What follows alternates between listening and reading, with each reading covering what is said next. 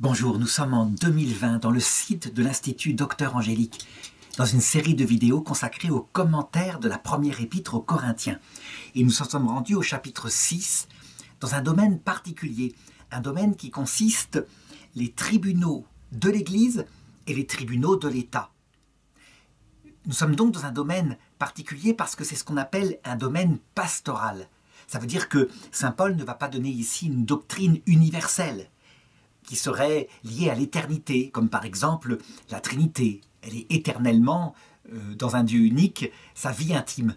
Non, ici, c'est lié à l'époque qu'il considère et à la façon dont il considère qu'il faut se comporter dans le rapport, lorsqu'il y a des litiges, avec les tribunaux d'État. Et donc finalement, la problématique qu'il pose, elle se résume en cette phrase-là. En cas de litige entre catholiques, est-ce qu'il doit y avoir jugement devant les tribunaux d'État, c'est-à-dire non tenus par des chrétiens, ou est-ce que les litiges doivent être réglés toujours, je dirais, par la justice de l'Église, ça veut dire devant un homme d'Église qui se fera juge dans ce litige. Alors, voilà ce qu'en dit saint Paul au chapitre 6.1. Quand l'un de vous a un différend avec un autre, ose-t-il bien aller en justice devant les injustes? Ose-t-il bien aller en justice devant les injustes et non devant les saints? Ou bien, ne savez-vous pas que les saints jugeront le monde?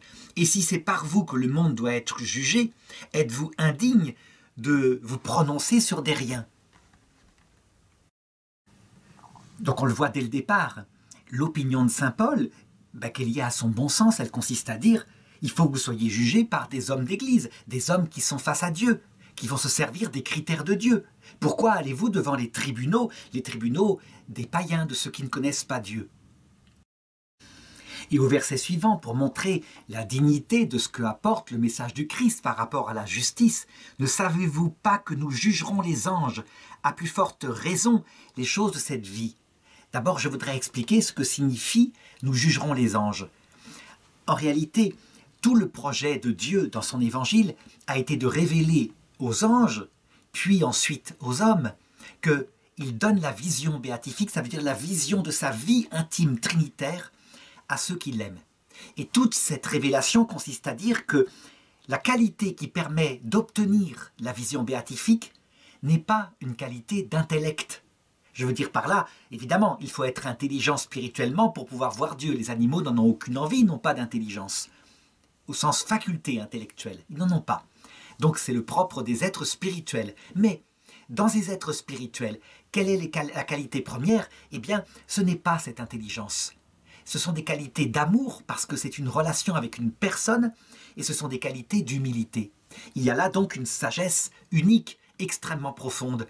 Et si on peut dire qu'il dit que les hommes, certains saints, jugeront les anges, c'est parce que, de fait, et il ne s'est pas trompé, sous ce rapport-là de l'amour et de l'humilité, il s'avère que l'homme, et particulièrement la femme, est bien bâtie et disposée, quand elle se tourne vers le Christ, à davantage vivre de l'amour et de l'humilité. Les anges qui sont des purs intellectuels, qui n'ont pas de corps, qui sont des intellects d'ingénieurs, de très haut niveau, qui n'ont pas non plus de sensibilité. Ça veut dire qu'ils n'éprouvent pas de sentiments, ils comprennent qu'il faut faire du bien et ils font du bien. Leur amour est strictement volontaire. C'est quelque chose qui surprend quand on le dit parce que, du coup, les anges apparaissent comme un autre monde. Un monde qui, effectivement, n'est pas humain. Et donc, parce que l'homme a un corps et aussi une sensibilité, quand il aime spirituellement, c'est-à-dire qu'il choisit de faire du bien à quelqu'un, il peut aller très loin, il peut y mettre ses sentiments au service de cet amour, donc le faire avec beaucoup de délicatesse, beaucoup de tendresse, beaucoup d'attention palpable. Et il peut même y mettre son corps, jusqu'à parfois donner sa vie pour quelqu'un qu'il doit aider. L'ange ne peut pas donner sa vie, par définition, puisqu'il n'a pas de corps, il ne peut pas mourir. Donc on le voit bien, c'est spécial, et donc sous ce rapport-là, lorsque tout sera révélé dans l'éternité, et qu'on verra, je dirais, l'intensité de l'amour et de l'humilité de certains, eh bien, c'est ça qui jugera les êtres dans l'éternité. Et les anges seront en admiration devant les saints du ciel, ceux qui auront vraiment cultivé en eux ces deux qualités que je viens d'indiquer. Alors évidemment, Savoir ça, c'est une révélation grandiose qui est donnée par le Christ à ses saints.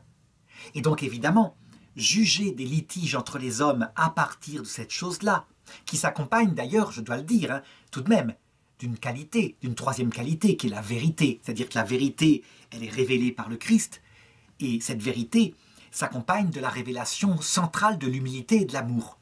Mais la vérité n'est pas du tout exclue. Je ne peux pas réduire à l'humilité et à l'amour la totalité de la révélation. Il y a d'abord la foi, donc un contenu intellectuel. Mais quand on sait ça, évidemment, les litiges, on a une clé pour les juger. Une clé pour les juger, mais qui, je le remarque, ne va pas annuler du tout la justice. Ça veut dire qu'elle va faire passer la justice avec une intensité d'amour qui fait que les gens se soumettront à leurs juges quand ce sont des saints. Qu'on se rappelle par exemple la manière dont jugeait quelqu'un comme Saint Bernard, dont le langage était tellement en feu qu'il parlait de l'amour de Dieu avec une telle force que tout le monde fondait. Il a eu à résoudre des problèmes, des litiges entre des rois catholiques qui voulaient se taper sur la figure. Et ces rois disaient, après l'avoir entendu, avec un tel homme, est-ce qu'on peut continuer à se battre? C'est pas possible, il a une puissance, c'est incroyable. Et donc ça leur arrachait des larmes et ils se réconciliaient. Cette chose-là, il faut le reconnaître, c'est l'idéal rêvé. Ce que saint Paul demande là, c'est l'idéal rêvé. C'est ce qui se passe dans une église qui va bien, dans une église où il y a des pasteurs qui sont en même temps des saints. Et je le dis, il ne faut pas croire que ces saints qui jugent sont, je dirais, des petits personnages tellement remplis d'amour qu'ils disent matériellement au pauvre qui est spolié par le riche, « Offre, tu auras le paradis ». Non, non, c'est pas du tout ça qui se passe. Ça, c'est une justice déviante, parce qu'elle prend un esprit que demande Jésus. Il dit « Si quelqu'un te prend ton manteau, donne-lui aussi ta chemise ». Mais c'est pas pour le faire matériellement, c'est pour indiquer par là le détachement qu'on doit avoir par rapport à ces litiges. Il faut les prendre paisiblement. En ce qui concerne leur résolution matérielle, celui qui prend la chemise à un pauvre doit la lui rendre. C'est ça la justice qui va se passer. Hein. Donc attention à ne pas confondre les propos spirituels du Christ avec l'application terrestre d'une justice, sinon on tombe dans n'importe quoi. Des choses qui ont fait des dégâts parfois à cause de cette confusion d'analyse. Par exemple, je me rappelle qu'on me disait qu'au XIXe siècle, l'habitude des hommes dans les milieux bourgeois était d'avoir une épouse pour avoir des enfants et pour la galerie, et puis une maîtresse pour les plaisirs sentimentaux et sexuels. Et évidemment, les cœurs des épouses étaient arrachés par ça. Et comme elles étaient souvent formées en école catholique, elles avaient des conseillers spirituels, ils leur disaient d'offrir, qu'elles auraient la récompense de l'autre côté, de se servir de cette souffrance comme victime, comme prière pour leur mari. Et ça donnait quoi? Des femmes effectivement peut-être très saintes pour le ciel, mais en même temps qui n'avaient pas fait leur devoir. Leur devoir aurait été aussi de faire une scène absolument précise au mari pour qu'il quitte sa maîtresse, qu'il prenne une vie carrée, une vie de dignité. Ça veut dire que ce conseil-là était trop du côté de l'amour, pas assez du côté de l'humilité, trop du côté de l'attente de l'éternité, pas du côté de la justice terrestre. Les choses sont équilibrées dans le Christ, bien sûr. On peut dire donc qu'à cette époque-là, on avait une justice des saints, mais des saints pleins d'amour qui manquaient de vérité. Donc, comme disait sainte Thérèse, je préfère être jugé par un théologien que par un saint. Le théologien étant celui qui se sert de sa raison, le saint étant celui qui se sert de son amour parti au ciel. Elle avait raison. La sainteté ne supprime pas l'intelligence du jugement terrestre, elle est comme cela. Donc, comme c'était exagéré, ça a donné, un siècle plus tard, la réaction violente du féminisme qui a plus voulu du rapport de soumission au bonhomme et même à l'enfant. Un extrême donne, par réaction, l'extrême inverse. C'est ça qui se passe quand ça ne va pas. Alors c'est pourquoi, en tout cas, saint Paul, malgré cela, dit, en verset 4, chapitre 6, « Et quand vous avez des litiges là-dessus, vous allez prendre pour juge des gens que l'Église ne respecte pas, souvent pour leur injustice.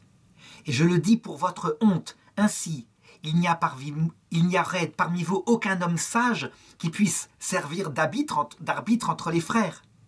Mais on va en justice frère contre frère, et cela devant des infidèles.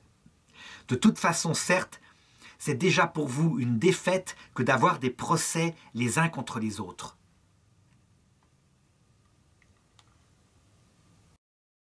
Alors, je dirais que ce texte de saint Paul, puisqu'il parle de pastoral, ici, il ne faut pas le prendre comme une parole infaillible. C'est une parole prudente qu'il donne. Et une parole prudente, qu'est-ce qu'elle a comme caractéristique? Eh bien, elle doit parfois changer en fonction des circonstances. Le propre de la pastorale, c'est qu'il varie. Ça veut dire que lorsque ça marche, on pourra prendre cette pastorale de saint Paul lorsqu'on a affaire à la présence d'un homme sage et d'un saint, comme par exemple en Bretagne, au XIIIe siècle, la présence de saint Yves, patron des avocats. Dans ce cas-là, évidemment, les procès, c'est devant saint Yves qu'il faut les faire. C'est évident, y compris, pourquoi pas, les procès d'ordre civil. Un homme de Dieu comme ça, fantastique, un avocat ecclésiastique, un avocat civil, mais ça va être parfait. Le problème, c'est qu'on n'a pas toujours cela. Ça veut dire que l'histoire de l'Église, elle est faite au niveau de la moralité des clercs, de haut et de bas. Et donc, il faut se servir, par rapport au texte de saint Paul, de tout ce que l'Église après, dans sa prudence, dans son expérience, va déclarer.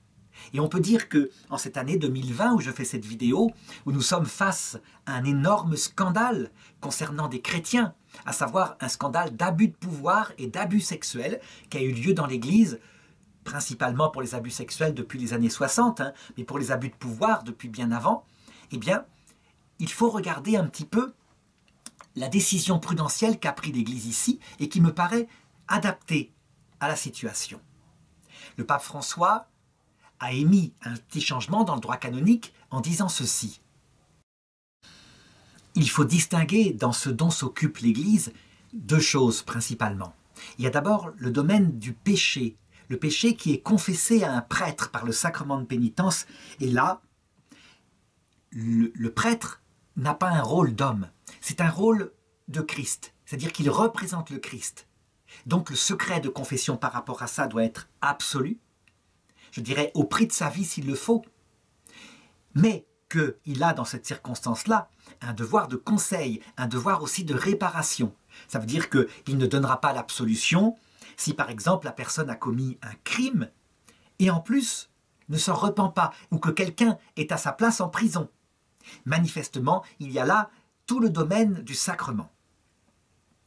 Et puis, il y a le domaine qui est su en dehors du sacrement. Le domaine qui peut représenter soit des péchés, qui peuvent être secrets, soit des délits, donc faits contre la communauté, soit des crimes. Ça veut dire quelque chose de beaucoup plus grave, de pénal, comme par exemple un viol, pourquoi pas, un abus sexuel, des choses qui relèvent, selon le bon sens, du crime. Et donc, face à ces choses-là qui peuvent arriver, je dirais, à la connaissance d'un supérieur, en dehors du secret de confession, eh bien, il doit y avoir une attitude adaptée, une attitude qui, à la fois, prône la possibilité que la personne soit innocente, donc ce qu'on appelle la présomption d'innocence, et qui, en même temps, va avoir une attitude pour éradiquer le mal, une attitude juste. Lorsque c'est de l'ordre du péché, par exemple, imaginons un prêtre qui est engagé par un vœu de célibat et qui serait tombé, l'évêque l'apprend, il y a quelques années, dans une relation avec une femme adulte et consentante. C'est de l'ordre du péché. Elle n'a pas été forcée, elle n'a pas été abusée. Il peut y avoir eu par contre des péchés beaucoup plus graves, comme par exemple le prêtre qui l'a rassurée en lui donnant l'absolution pour qu'elle continue de coucher avec lui.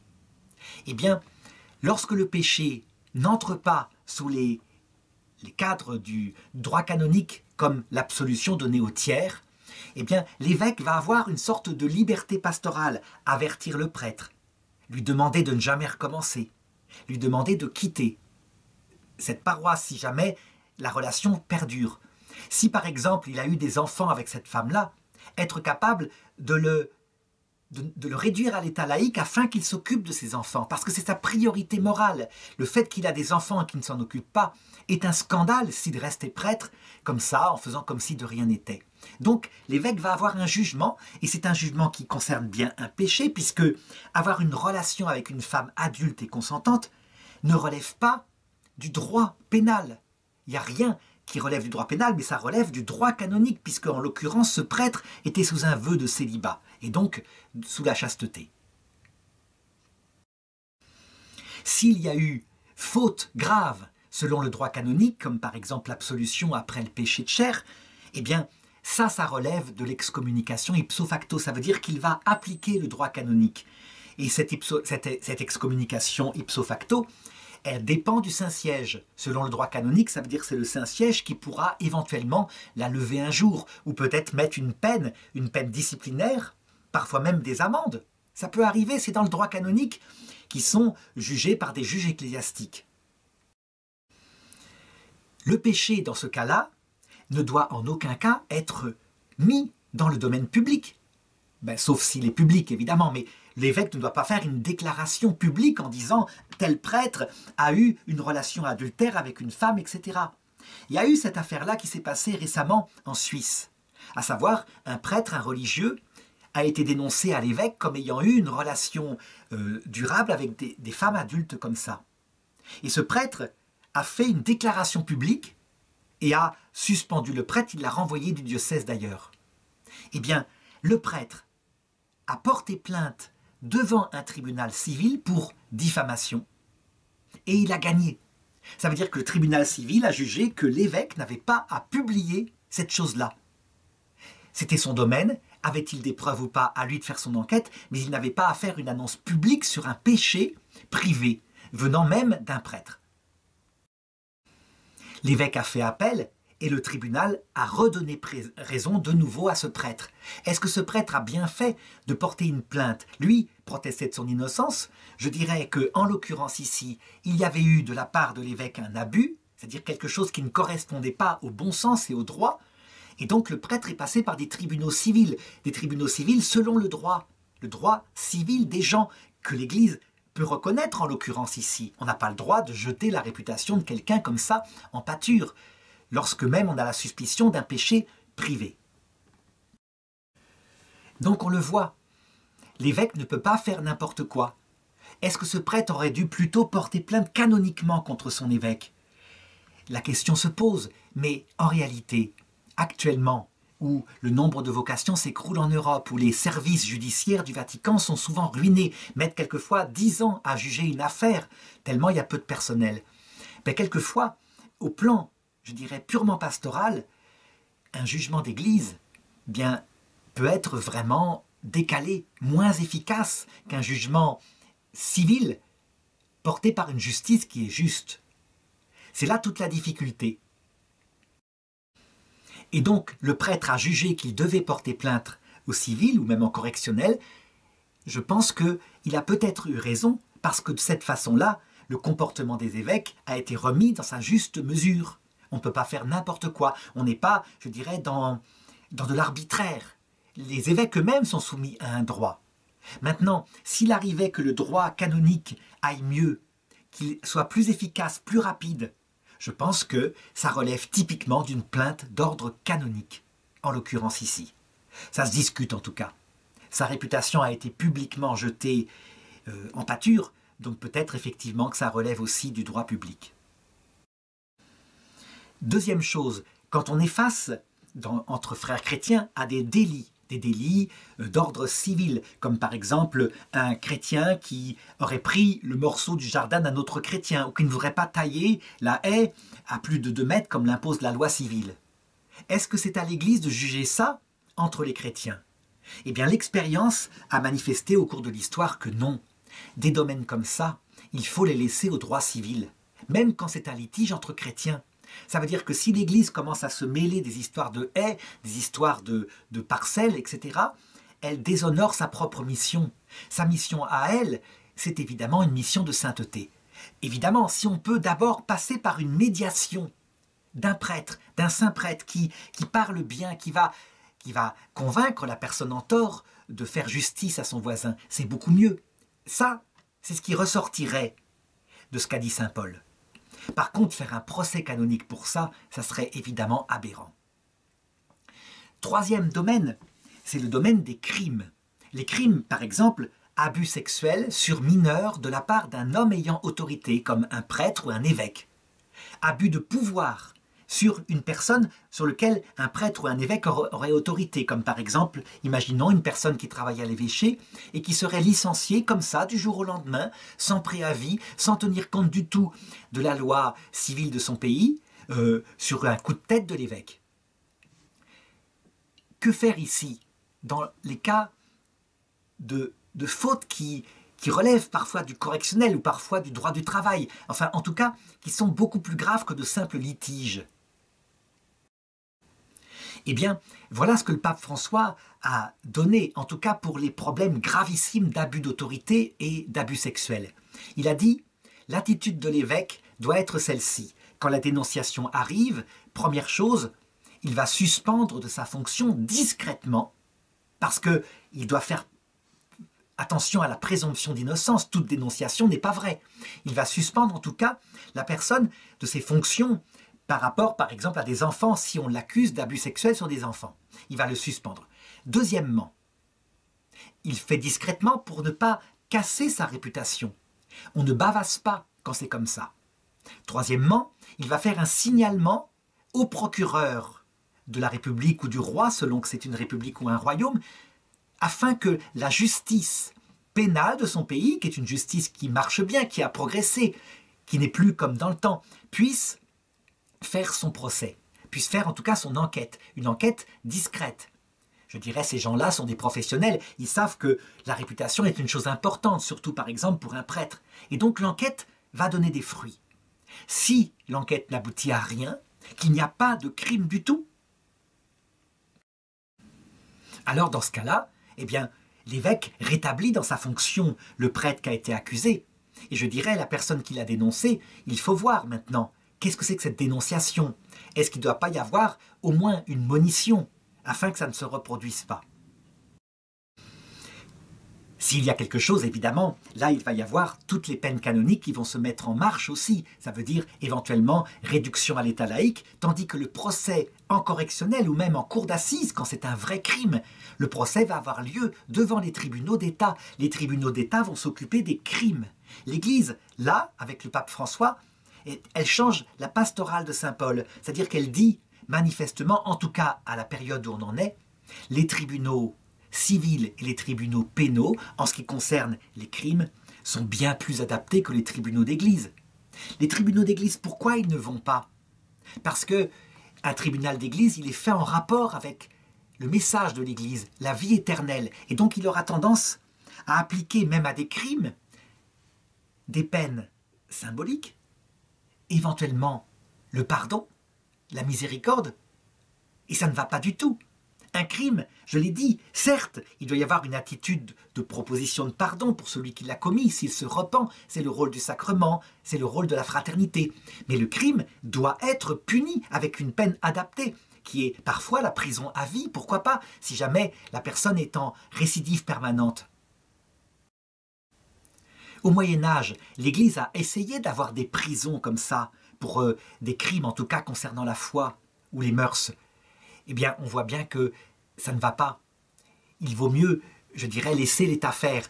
Bon, ça a pu être utile au Moyen-Âge parce que, au moins, les tribunaux d'église étaient humains. Ça veut dire que la torture n'était pas pratiquée comme dans les tribunaux de l'État, où là, c'était carrément les corps qui étaient cassés, détruits. On forçait des aveux par cette méthode-là. Les tribunaux d'église avaient l'intelligence de l'Inquisition, qu'on a beaucoup dénigrée, mais qui, en fait, pouvait parfois montrer des instruments de torture, et en tout cas, si la torture était pratiquée parfois, puisque c'était les mœurs de l'époque, c'était non invalidant, et c'était limité. Les clercs avaient le bon sens de comprendre que des aveux obtenus sous la torture pouvaient être des aveux pervertis, évidemment. Les rois, quant à eux, ils n'avaient aucune prévention par rapport à ça. Et on le voit comment Philippe le Bel fait avouer n'importe quoi à n'importe qui, tout simplement avec des tortures atroces. À notre époque, où la justice civile et pénale des États semble être, en tout cas en Europe occidentale, beaucoup mieux organisée, beaucoup plus juste, beaucoup plus structurée, beaucoup plus professionnelle que la justice d'Église, alors je dirais que le propos de saint Paul tombe à plat et qu'il faut suivre la pastorale que donne le pape François. pour bien montrer à quel point, je dirais, ce rapport donc entre justice d'Église et justice d'État doit être prudentiel et tenir compte de la situation de ces deux modes de justice et aussi de ce qui est dénoncé, je voudrais raconter le cas suivant, un cas qui fait beaucoup de bruit sur Internet. Il s'agit de petites sœurs qui s'occupent de maisons de retraite, ce qu'on appelle des EHPAD en France, des petites sœurs dans le diocèse de Laval.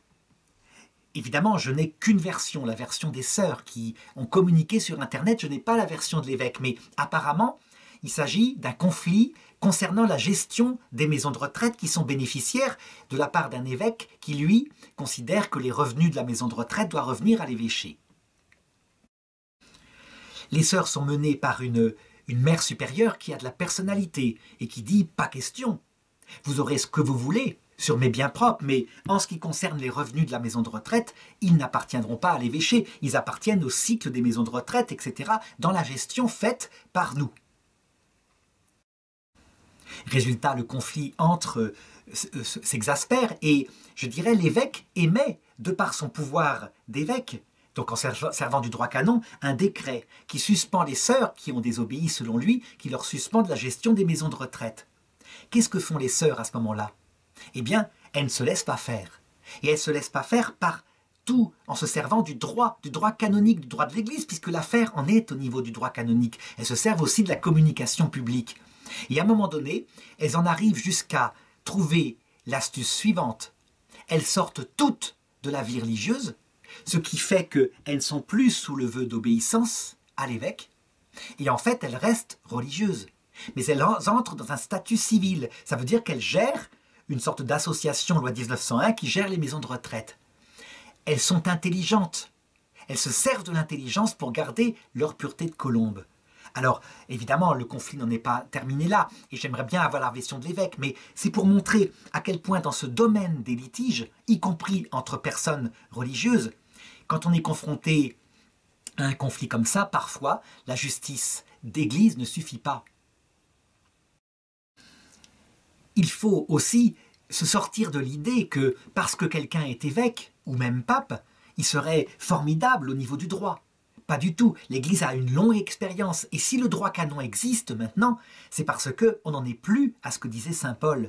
L'Église a l'expérience que l'arbitraire, il est de tout homme, y compris des papes. Les papes sont protégés infailliblement pour définir la doctrine de la foi, mais pas dans leurs comportements pastoraux.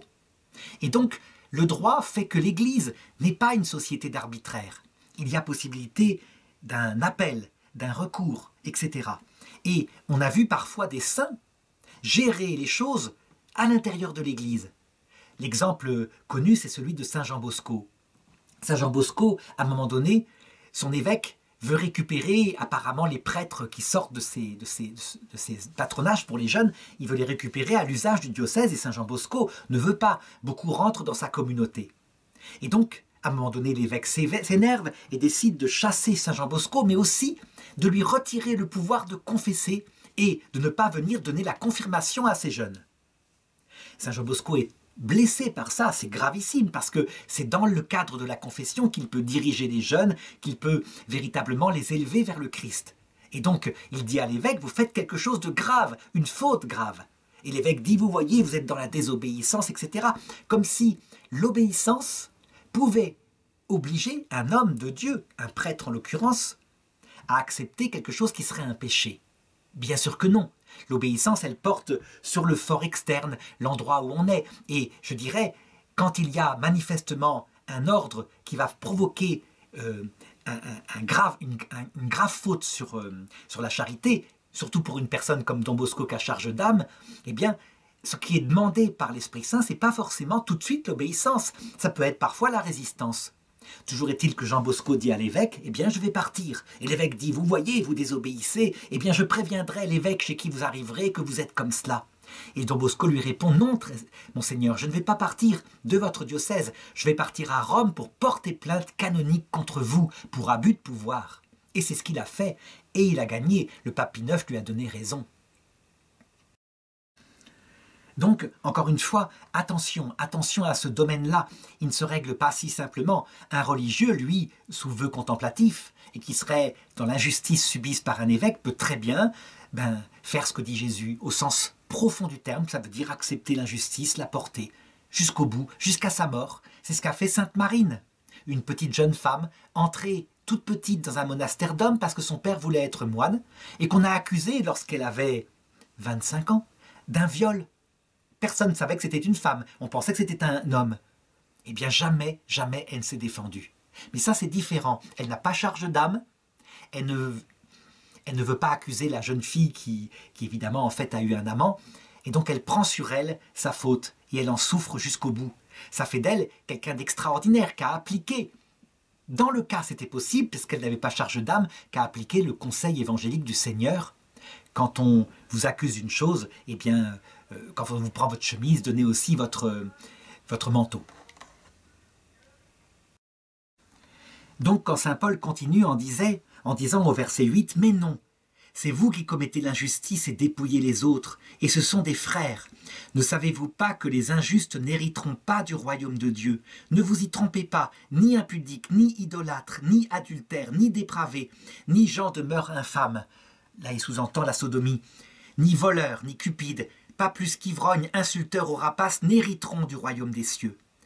Et ceux-là, vous l'étiez bien quelques-uns, mais vous êtes lavés, mais vous avez été sanctifiés, et vous avez été justifiés par le nom du Seigneur Jésus-Christ et par l'Esprit de notre Dieu. » On voit, là il joue un rôle moral. Ça veut dire qu'il s'adresse au cœur de ceux qui sont pécheurs, c'est-à-dire à notre propre cœur, en disant « Vous devez sortir de votre péché, le Christ vous y appelle. » Ce rôle moral est essentiel, mais évidemment, il ne doit pas supprimer la possibilité de litige judiciaire, comme je l'ai dit.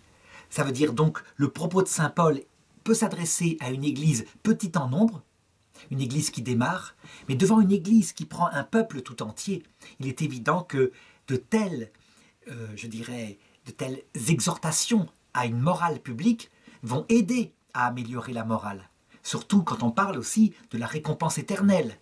Ça va aider. Le fait d'avoir la foi donne une certaine loi morale aux gens, mais elle ne doit surtout pas supprimer l'existence de tribunaux, soit d'églises, soit civils, soit correctionnels, comme je l'ai dit.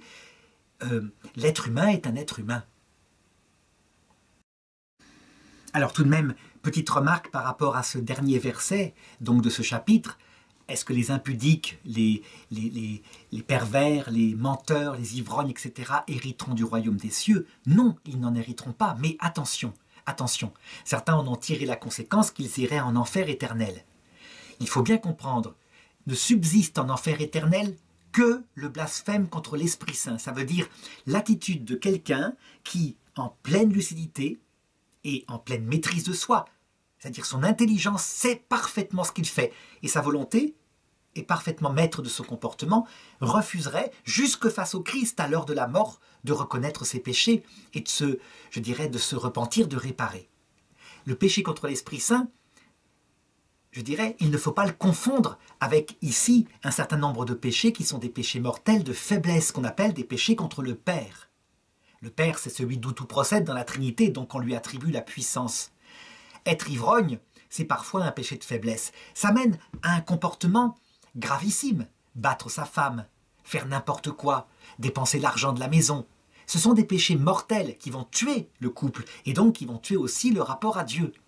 Mais des péchés mortels de faiblesse. Ça veut dire qu'en fait, la personne, souvent, elle le dit, elle aimerait bien ne plus le faire, mais elle retombe. Et elle promet ensuite, après avoir cogné sa femme, je ne recommencerai jamais, je ne toucherai plus à une bouteille. Et elle retombe. Pourquoi? Parce qu'elle est addicte. Sa volonté n'est pas pleinement libre. Il y a un lien à ce produit qui la tient. Elle doit se bagarrer de tout son cœur, évidemment, mais il faut savoir que ce péché-là, en tant que péché contre le Père, sera pardonné. Quand le Christ revient dans sa gloire à l'heure de la mort et qu'il libère l'homme de toutes ces pulsions qui sont liées au péché originel, qui servaient le temps de la terre afin de créer l'humilité, et lorsque les vices acquis comme ça qu'on ne contrôle plus seront enlevés, l'homme restera avec simplement devant le Christ une parfaite maîtrise de soi et puis la vision de ce qu'il a fait, les horreurs qu'il a fait à sa femme.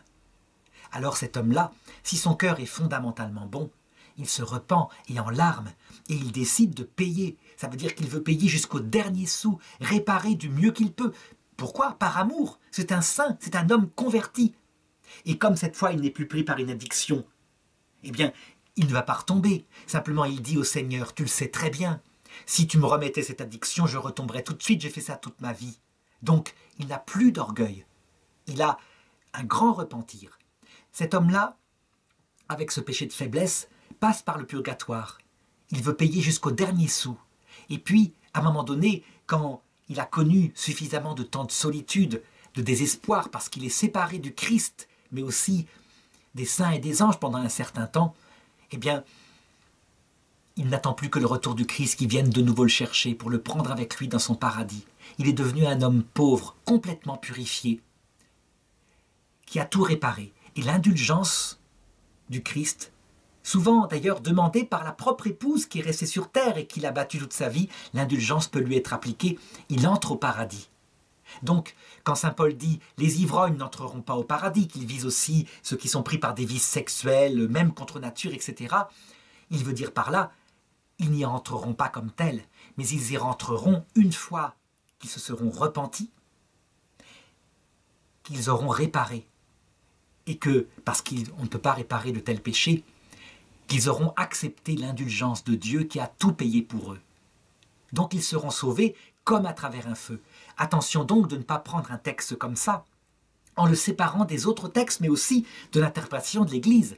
Sinon, on peut faire, en sortant des extraits comme ça, de tout le contexte des lettres de saint Paul, on pourrait faire de Dieu un être qui effectivement damne les pauvres pécheurs complètement embourbés dans des péchés qu'ils n'arrivent plus à contrôler.